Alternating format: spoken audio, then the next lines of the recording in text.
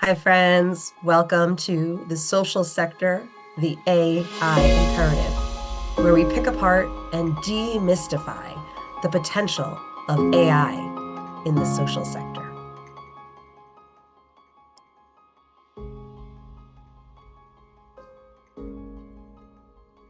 Hi, friends. Welcome to the AI Imperative. We are chatting with Chantias Ford of the Trust-Based Philanthropy Project.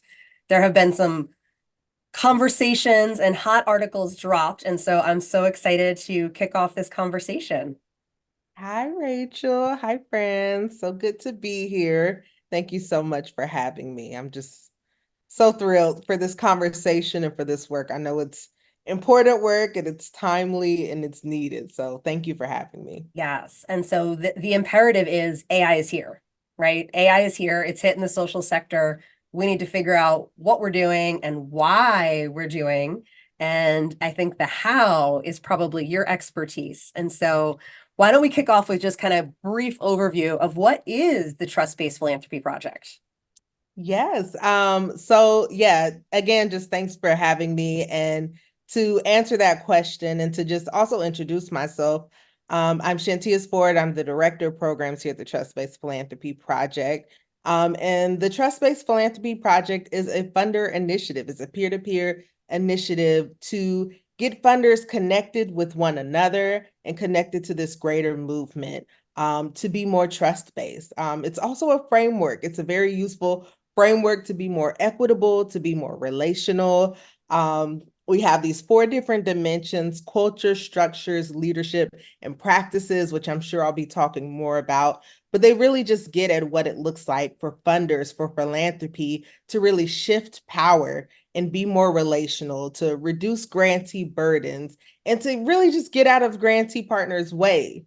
A lot of what we do in conventional philanthropy really gets in the way of the impact we're trying to have. And so this framework, this movement really shifts funders to being more relational, to understanding the pain points and the barriers that funders are actually imparting on grantee partners and how to really reduce that for greater impact, for greater relationship, for stronger understanding of the accelerators and barriers to learning and to impact in general. So I could talk for hours about I all the know, and I trust-based think plans. the pieces that we probably like vibe on most heavily is the community building, right? You're Yes. building a community of people who are Mhm. developing new tools and ways of showing up in the philanthropic space. We're Yes. trying to do that with this video cast with AI. How do we start thinking about this differently? And then I Yeah. think those grounding pieces that you spoke about, the values, culture, practices, leadership, and Mhm. bringing all of that together. The language I use is people, process, tools, right? And I think you Love it. explode the process piece into what are the components to make things go, and then the tools are a part of that, but that's not where we're starting. And so Yeah. while we sit here with an imperative, we have to deal with AI, there are a few steps we need to engage with before we get there. And Mhm. so one of the ways I encompass that is talking about digital transformation. Mhm. What does that mean for you? And how does that start to weave together with the trust-based approach? Yeah. Yeah. And I just want to just put a nod into the people process tools framework. I love that language and I love how important it is. I love that you're lifting up how important it is for us to really think about how those three work in conjunction with one another. And especially when we think about the tools, if we don't have strong people or process in place, um, the tools are going to fall flat. And it's the same with trust-based philanthropy. It's the same. I say all the time, you can do each of the trust-based philanthropy practices in a non-trust-based way. And Mhm. so some of that is also aligning your people and your process with the tools. Yep. Trust-based philanthropy is a tool for a more equitable sector. But if your people and your processes aren't aligned, then it's going to fall flat. Yep. And I So I think just go ahead. I was going to say, sitting with that word trust again, right? Because Mhm. there's a lot of conversations around the AI algorithm and how can we trust it? And so I feel like, again, there's this parallel between what trust-based is trying to do for philanthropic process and Mhm. what this conversation is trying to do for AI in the social sector? And how do we bring those two things closer together? How do we do this in a way that cultivates trust, that cultivates the ability to generate impact collaboratively, powerfully, in ways that we haven't seen philanthropy and nonprofits engage before? Yeah, yeah. And it really gets at the question that you were just asking, what does digital transformation look like? And just like all of these other things we're talking about, they're all tools. They're all tools that can be used well, or they can be used in a harmful way. And so we have to step back and think about, on a systematic level, on a structural level, how can we make sure our values are aligned with how we're using this? How can we align on our impact? So that when we think about digital transformation, when we think about what's our end goal here, that there is alignment across all of those things, and that we are not further perpetuating harm in our usage of these things. And so that's why when you look at the trust-based philanthropy framework, it's holistic. It's not just this one, a lot of people only lean towards those 6 practices, which again, like I said, you can do each of those in a non-trust-based way.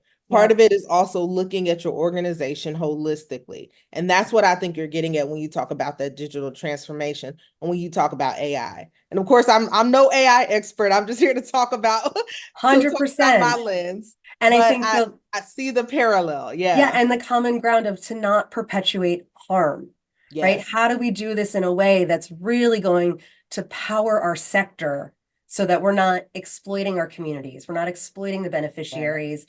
and we're partnering in ways that are innovative and forward thinking. Yes. And I think that's one of the biggest lifts, right? Like how do we shift away from the way we've done things and get ready for whatever this new Yeah. way of working is? And I love that you're bringing that up, because I think so many of the things we're holding on to are just based on tradition. They're Yeah. just based on how things have always been. And that's how we've learned. That's how when you first came into philanthropy, you're taught these things, and a lot of the languages, this is just how we've done things. Yeah. And so spending time really pushing back and questioning things, and also seeing where the world is evolving to and how we can keep up with that, especially for the sake of the impact we're trying to make and our grantee partners who are on the ground doing the work. We've got to keep up just for the sake of supporting them and being, the role of philanthropy in the social sector should be to bolster that work and to support it. So why are we the ones pulling it down and dragging Yes. behind? Yes. Yeah, so I love that you bring that up. And I think trust-based philanthropy has kind of an inherent abundance mindset Mhm. baked in, as opposed to what I see in the for-profit space as a scarcity mindset, right? There's not Mhm. enough, we got to get our piece. And trust-based is around, there's plenty. There's Yeah. plenty. So can you Mhm. speak more to that? Because I think that's another scary moment for the sector is like we lean into the scarcity, like we're going to fall behind and we don't know how to use AI. And it's like, no, there's abundance. How do we Yes. start to channel that?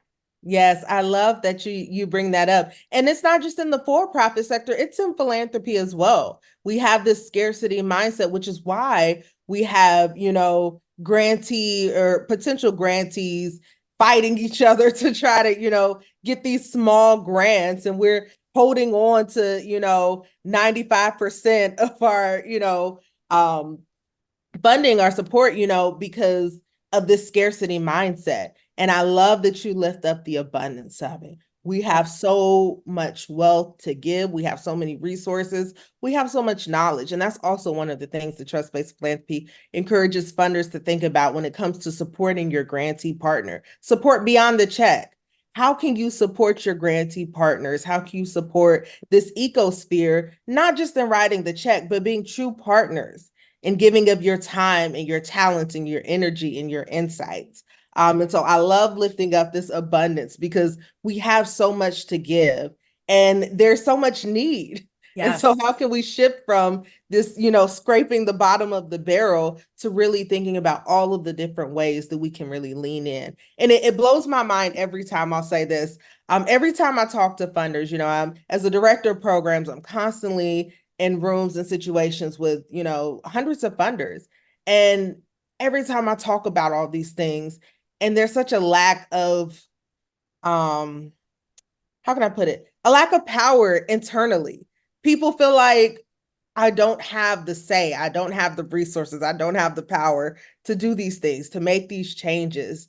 And it blows my mind every time. I Because had we it, do have some conflicting things here when you really think about it. my mind is going in so many directions, and I think the one I'm going to sit with is this piece around power and privilege, which Mhm. exists in philanthropy, and then the power of lived experience, Yes. right? And how we kind of separate those two things out, and how I think AI is going to exacerbate that if we don't step in and recognize that the silos that we've built as a sector, right? Philanthropy on one side with the power and privilege, and then the nonprofits on the other side with this lived experience and maybe some Mhm. pain around lived experience, Yeah. and not the time, talent, treasure to figure out like, how do I take this knowledge and do something powerful with it? And then we add the layer of AI, and those algorithms, that black box Mhm. is only going to exacerbate that if we don't figure out how as a sector to start coming together. And so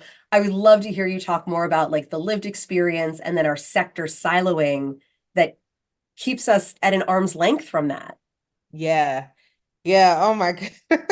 We could go in so many different directions with this. I will just share. I think the lived experience helps to keep folks grounded. And we are seeing in the sector more professionals, more philanthropy professionals with the lived experience, both either lived experience from the communities, the cultural identities, or just lived experience being a nonprofit professional. And we see how beneficial that has been for a lot of these changes. We just did some research on implementing trust-based philanthropy, implementing these approaches. And one of the top um, reasons that people have started to implement this work is because they have that lived experience. And that not only tells us how to get more people on board and why this is important, but it also tells us that this is the right thing to do because those that are on the ground having had the lived experience feel connected with it, feel like this is the right thing to do. And I know I feel like I'm kind of gearing or steering a little bit away from where you were going with this, but I feel like there are so many. Okay, good. I feel like there are so many different components to lift up when we talk about lived experience in the social sector, and especially when we're talking about this digital transformation, because so much of the barrier that we see between the social sector is that people don't understand the language. They don't understand behind the closed curtain what's even happening. And there's so much mystery to it. And that's why I'm so excited about these tools such as AI and other technology resources and tools, because they help to make what's behind the closed curtains more accessible. And Right. between that and these frameworks such as trust-based philanthropy, it's going to help us open up the curtain to get to stronger, deeper relationships and better impact. And that's the bottom line, like every time. So, Love it. And you speak yeah, about, deprioritizing compliance, right? yes, So that mhm, language matters, and compliance, it's borrowed language from the for-profit banking world. yes, And so we're applying that to people and communities of care yes, in a way that for me, it just doesn't jive with the values. And so going back to who we are in the sector, community builders, right? Like, how do we bring people together to better generate impact? And how do we build trust to yes, help keep that moving? And so I think those are probably two of the most powerful takeaways from this conversation, is that those two pieces need to happen around AI. mhm, Or like trust-based philanthropy, folks are confused and they don't really understand, right? Like, I remember Brenda Solizano at Headwaters Foundation mhm, saying at the GEO conference last year, it's common sense. And I mhm, think for those of us who are adept with the frameworks and can kind of see the dot connection, it is common sense. But mhm. how do we bring other people along on that journey? How do we help them build community around these topics and deepen trust? Yeah, yeah. I mean, that's a deeper conversation, and I always appreciate lifting up Brenda's amazing work. She's a great champion of trust-based philanthropy, and on our steering committee and deeply involved. And so I love hearing the Headwater story and elevating her work. And you mentioned the culture of the sector, and I want to lift that up, that compliance-based side of things, which is so important for us to really think about, like, what the sector currently looks like and how it can be so performative in the ways we're operating. And I always step back because so much of the work, so many of the conversations can be critical of philanthropy. And I do want to say I see the good intentions. Like, I know so many of us got into this space, got into this work with good intentions towards helping people and the altruism and social consciousness. Um, and so much of what we're doing is just based on um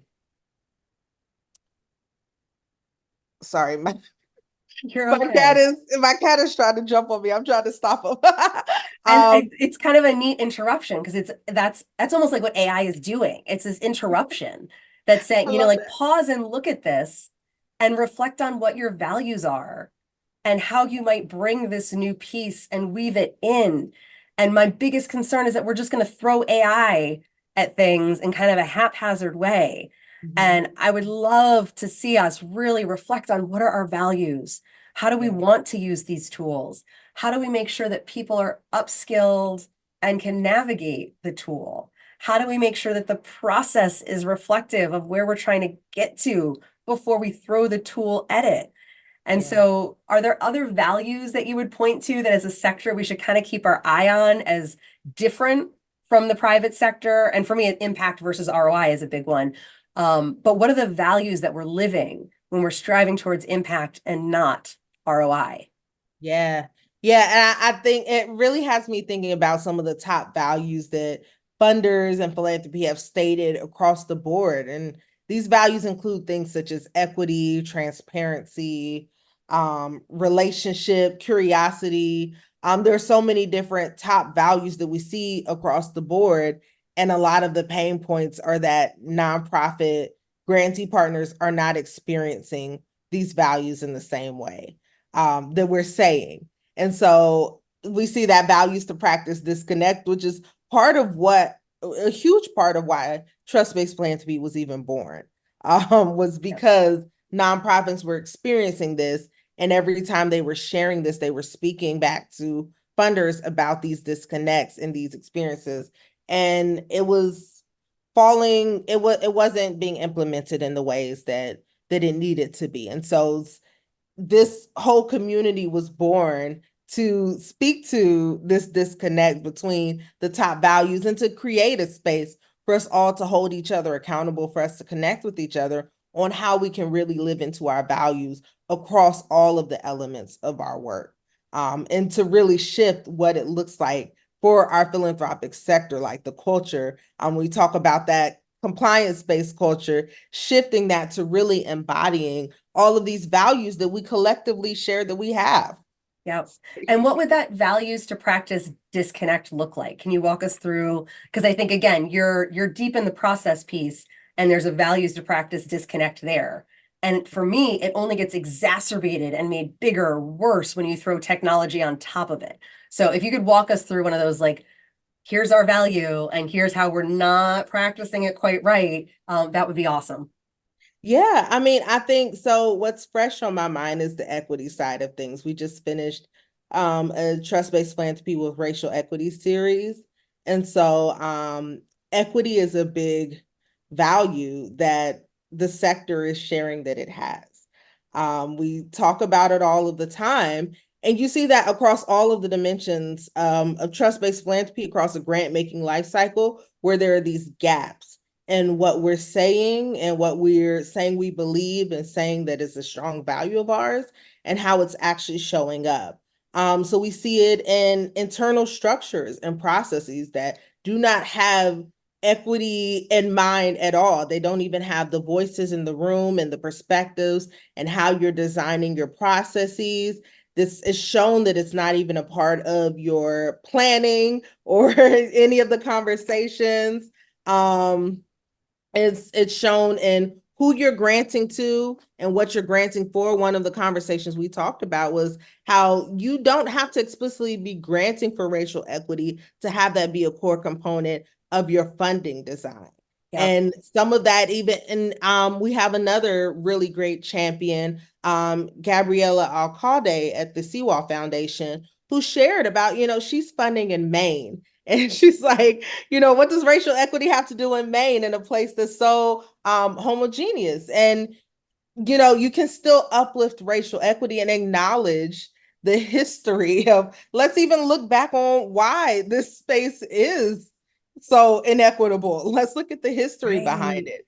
Right. So across elements, there are ways for you to really think about racial equity, for you to implement it, and who you're giving to and what your giving looks like, and how you're using your structures and your systems and your technology, Yes. and how your vendors, your vendor Yes. selection process, even acknowledging how your wealth was accumulated Right. and how it's harmed people of color, how it's harmed those most marginalized. So all of those opportunities are also an opportunity for a misstep if you're not acknowledging them. Yep. One of the things I just mentioned was, yes, it's a lot to think about, say, racial equity across all of the dimensions of your work, across your entire grant making life cycle, and across all of the dimensions of your internal organization. But if you're not doing that, there's also so many opportunities for you to perpetuate harm and inequity by Yep. not addressing it. Yes. So whether you address it or not, the harm is still going to be there, Yep. The phrase Uh, that comes to mind is clarity is kindness. And mm, so I think we have very clear mission statements, right? That's not a question of what is the mission of your organization, but then the question of what are the values? And then how are you practicing those? And mhm, so when you bring up an example like equity and you think about AI is going to exacerbate the digital divide, right? Folks who have and folks who don't, people who know how to use it and people who don't know how to use it, people who have access to it and who doesn't have access to it. That issue of equity, if that's a value that we stand by, yes, how are we seeing that not just in people and process, but in that capstone of tools? And I think it's, again, Chantias, it's so important that we stop and think about the whole process yeah, before we start layering in all of these other, beautiful, shiny new tools to make us do the inequities even faster, right? And yes, so yes. how do we slow it down in this moment? I I think love that's that. a I, scary I just want to challenge. I just want to say I love that, because a lot of times when we think about the equity lens and we think about AI, we think about how this can help to reduce the inequities because of the benefits of AI, and especially for those smaller grassroots led organizations, this gives capability for them to be able to um really streamline their processes, and for them to get out more grant awards, for them to do more with less. And we talk about that side of things, but I love thinking about what it looks like to be responsible as a funder that's pushing this forward, and thinking Yes. about how that divide can perpetuate a lot of harm as well, and a lot of inequity. So I love that you lift that up. Yeah. Yeah. And then I think thinking about, if we're going to accelerate our harm, Mhm. what do we put in place to mitigate that, right? Like, goodness gracious, I hope Yeah. that's not our future. But Yeah. in the for-profit world, there's venture capital funding, and Hmm. you move through series of funding by mitigating risk. Hmm. Wouldn't it be interesting if we as a sector, right, if philanthropy isn't ready to hand over the keys to the little Corvette, right? Like trust is not that, right? Trust isn't Yeah. like, go get Yeah. them. Trust is this gradual thing that grows, increases, and is reciprocal. Hmm. How do Hmm. we start to build that in? And it seems like the for-profit world has a really good model of you get more money when you mitigate the risk. Hmm. What might that look like in our sector with trust-based practices? Yeah. I mean, you said the buzzword there with risk. And, we think a lot about risk, and, it comes up a lot in trust-based philanthropy, and, in the sector, equitable grant making, we talk about what does risk look like, and how we can still, assess risk and do our due diligence process with this framework. And there's so many misperceptions and misunderstanding there. And I really just want to lift up when we flip the script and really look at, as funders, as practitioners, how being in relationship with us can be risky to grantee partners, how we risk them with their time, with their reputation, with their energy. There's so many different elements where we as funders are prepared. I mean, we talked about harm. We've been talking about harm this whole time. And so I love lifting up the risk piece and flipping it because we're so busy, assessing them with a fine-tooth comb that we don't think about how we can. And even when we think about evaluation, are we evaluating ourselves as funders, as Mhm. philanthropy professionals? Are we evaluating how we're living towards our mission, how we're living towards our values, how we're aligning in that way? And how, when we're not, that's risky. That's risky to the people we're in partnership with. And so I love how you're thinking about this in like the scaffolded level. Yeah, And I think that, as we're starting to evolve around that as funders, let's start to think about some metrics for assessing our own performance and our own risk assessment. How risky are we being? We're asking our grantee partners to think about their risk profiles. How risky are we being? How risky is it for people to be in relationship with us as funders? Um, absolutely. And I think Shadi, the yeah, yeah, head of Trust-Based yeah, Philanthropy, she yeah. just had an article come out in SSIR and was talking about her own pain of Mm-hmm. engaging with philanthropy and, doing the song and dance to get the funding and then finding out, she didn't jump high enough or sing loud enough, whatever it was. But the harm, right? Perpetuating the harm. And if now philanthropy or fundraisers, right? It can be either side of the spectrum, is just doing that with accelerants of AI. We Yeah, really need to be part of that conversation, and we need to be part of it not as philanthropy and nonprofits, but as the social sector that is here yeah. to drive impact and hopefully leave a better world for the next generation.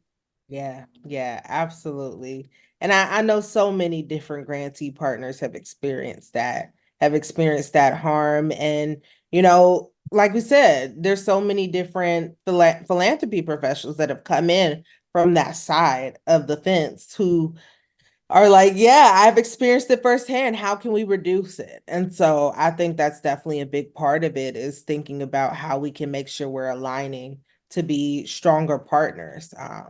So I love yeah. that. Chantias, what would be your call to action to the sector today? How are we starting to lean into the AI imperative? So of course I have this sector view. That's the lens I like to take a lot. Of course, working with individual organizations and even individual practitioners and helping people assess their power and thinking about how to shift and share power is definitely a priority of mine. And but thinking about on a sector-wide level, I think there is definitely some spaces where we can really start to lift up holistic examination and alignment.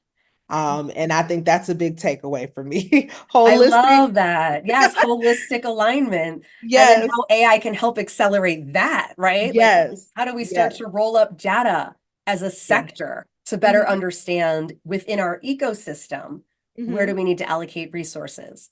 Yeah, I love that takeaway. That is yeah, powerful. yes. And is there anyone on LinkedIn you're following or any resources you want to make sure we get our eyes on? Oh, I mean, so I'm super, super excited to share the new SSIR rollout for trust-based philanthropy. The future is trust-based. We have so many great articles in there, including the one you just referenced that our lead Shadi Salehi just put out on the future is trust-based. Super exciting. We also have some great stories from funders who have been on this journey, who are sharing what it's looked like, which is again another big takeaway for me is this is iterative work. We are continuously learning, we're continuously sharing, we're bringing a spirit of humility to this work, and we just encourage you to join us in the process of doing that. And so I would definitely say check out the SSIR series that just came out on the future is trust-based. And then also just connect with the Trust-Based Philanthropy Project. This movement, hundreds of funders are on this journey. We're learning together. We're working together to be more trust-based, to be in community with one another, to listen to our grantee partners, and to better support them. And I'm here as a resource. Excited to answer any additional questions anybody may have if they're on this journey. And happy to be a part of the community with you. Chantias, thank you so much for being here today. I just came up with our tagline, grow trust, grow impact. I love it. I love it. And that applies across people, process, and tool, yes, yes. individual, organizational, and sector level. One more time, grow trust, Grow grow trust, grow impact. impact. I love it. I love that so much because one of the top misperceptions that we hear a lot is, oh, I can't do impact this way. I can't do trust-based philanthropy because I'm prioritizing impact. And the data consistently shows you grow trust, you grow impact. Yes. That's it. That's it. That's how we do it. So thank you so much for Thank you, having me. This Chantias. And wonderful, wonderful conversation. you are Excited to keep fantastic. it going. Thank you.